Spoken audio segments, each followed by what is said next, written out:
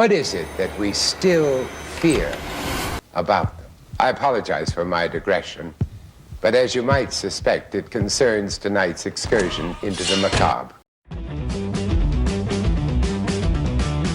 Are you looking for something different this Halloween? Here are 10 obscure and underrated films we think you might enjoy.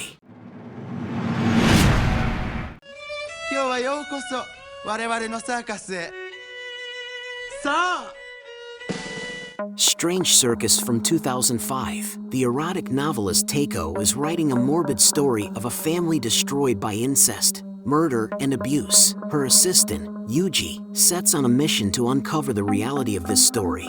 But the reality might be too much to bear. There's nothing I can really say to prepare someone for this film. Most of the conventional aspects of horror are there, just turned up to 11. The plot is riddled with mind-bending twists which culminate into a very unsettling payoff in the end. Asterisk note, some scenes depicting are difficult to watch. You have a very strange line. See, according to this, you're already dead. Jacob's Ladder from 1990. Mourning his dead child, a haunted Vietnam War veteran attempts to uncover his past while suffering from a severe case of dissociation. To do so, he must decipher reality and life from his own dreams, delusions, and perceptions of death. While the final twist of the film steals heavily from Hemingway's The Snows of Mount Kilimanjaro, the rest of the film is a near masterpiece of terror and suspense. Keep an eye out for the head-shaking special effect. For such a simple thing to put to film, it's extremely unnerving to say the least. There's much more I can say about this one, but it really should be watched to be appreciated. Nobody believes me about what happened tonight. What did happen? You were there, you saw. The Blob from 1988. A deadly entity from space crash lands near a small town and begins consuming everyone in its path. Panic ensues as shady government scientists try to contain the horrific creature. While The Blob isn't an obscure title in its own right, the original 1958 version always seems to get more fanfare, being a product of the 50s monster movie era. The 88 Blob is a much slicker movie and undoubtedly more terrifying. The creature effects work, using weather balloons and dyed silicone gel, creates something truly horrific. Oh, why did you drop the poker? Red hot. It isn't, you know. Oh, my boy, you're as pale as death. There was something in here. Curse of the Demon from 1957. American professor John Holden arrives in London for a parapsychology conference, only to find himself investigating the mysterious actions of devil worshipper Julian Carswell. While not strictly a monster film, the demon featured in this British horror flick is exceptionally terrifying for its day. Billowing smoke and charging through the night sky, it's a real spectacle. The plot is intriguing enough to keep a modern viewer's attention as well when the titular monster isn't on screen through cross and double-cross elements between the cast. It really is a near classic that will hopefully find a newer, wider audience in time.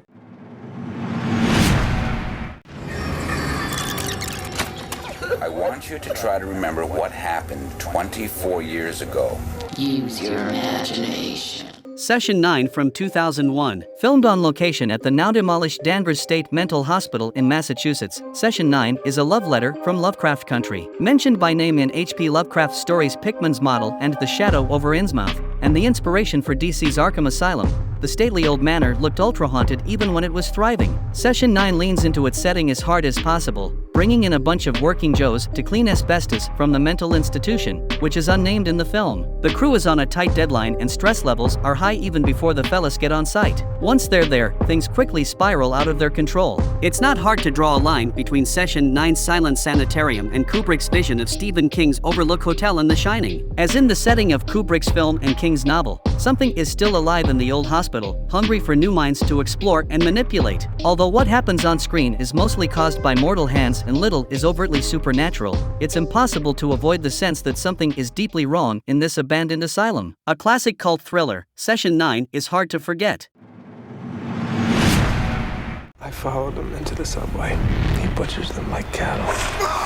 They never find the remains because he unloads the meat somewhere. The Midnight Meat Train from 2008. Clive Barker's seminal short story collection Books of Blood is a treasure trove for filmmakers who are willing to experiment. The Midnight Meat Train is from the first volume in the series and tells the story of a young man who moves to the big city and discovers a terrifying secret. The film adaptation, which stars Bradley Cooper, changes and expands some of the lore in Barker's economical tale and dramatically ups the gore quotient. The cinematic version of The Midnight Meat Train transforms its young protagonist, Cooper, into an ambitious photographer who stumbles onto the trail of a serial killer known as the Butcher, Vinnie Jones. The 2008 film is an early role for Cooper who would break through into mainstream success a few years later. As finely tuned as Hellraiser, The Midnight Meat Train is a showcase for Barker's ability to tread a nuanced line between serenity and raving horror.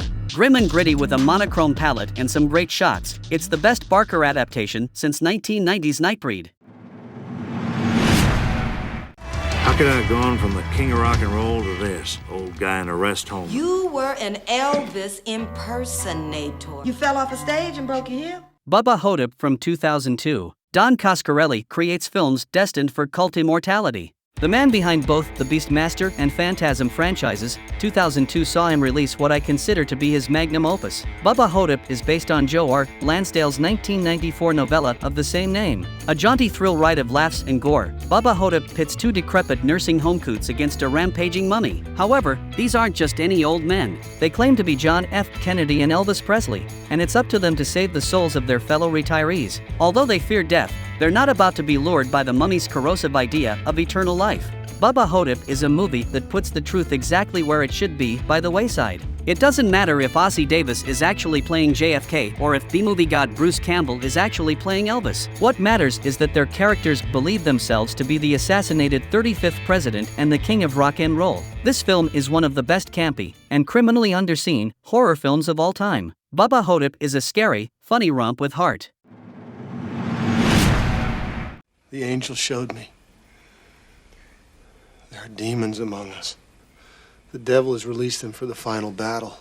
Frailty from 2001. Bill Paxton's short life was filled with a wealth of unique performances. From Aliens to the underrated vampire flick Near Dark, he was excellent at adding emotional impact and levity to horror. In his featured directorial debut Frailty, Paxton stars as the tormented patriarch of the Mikes, a man who claims he serves God's will by destroying Satan's demons. Years later, his son, played by Matthew McConaughey, approaches an FBI agent, Powers Booth, to explain the holy madness that gripped the Mikes family. An unassuming film with a finale that upends everything the audience has been led to believe, Frailty is one of the most underrated horror films in a generation. The film seems to offer a solid opinion about whether or not God's hand is truly behind the murders the Mikes family commits. Are the murders really the result of the righteous wrath of God? Or have the Mikes and the audience been manipulated all along? Either way, it's a great movie and a high point in Bill Paxton's career.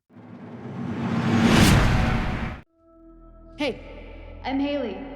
I live down the road. I'm Eli. You say you're what, like allergic to the world, right? Eli from 2019. Don't underestimate 2019's Eli. In this film from Irish director Ciarán Foy, the eponymous child suffers from a rare, unspecified condition, leaving him hermetically sealed away from his fretting parents. Their desperation drives them to seek treatment at a mysterious, isolated clinic that touts some specialization in whatever ails Eli. The hope of health buoys the boy, until strange new situations raise new concerns. You may think you know where Eli is going, but it has several tricks up its sleeves. Its scares can be obvious, and it definitely takes its time to offer anything unique. But once it finally reveals its spark of inspiration, the movie lights up like a bonfire. I didn't leave Eli feeling haunted or unsettled, but as the credits rolled, I definitely had a huge smile on my face. Cooper! Certain places have personalities, and sometimes they're rotten.